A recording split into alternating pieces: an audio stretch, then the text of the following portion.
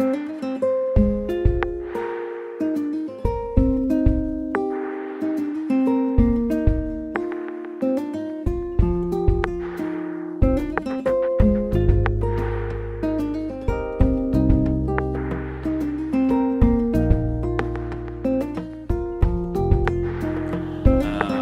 société existe depuis maintenant un peu plus de 4 ans.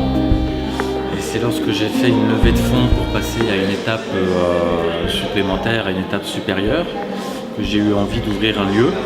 Je crée également une équipe voilà, pour mener à bien justement tous les projets.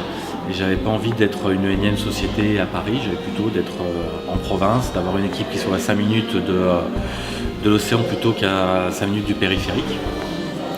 Et puis quand vous avez un budget et que vous prévoyez des bureaux de 60 mètres carrés à Paris, et que vous prenez le même budget et que vous faites ça en province, tout d'un coup vous avez 255 mètres carrés.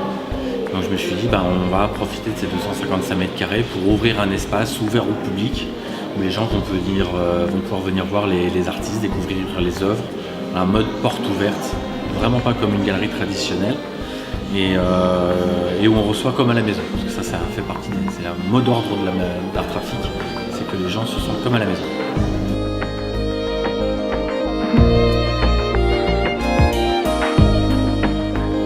Alors on accueille des artistes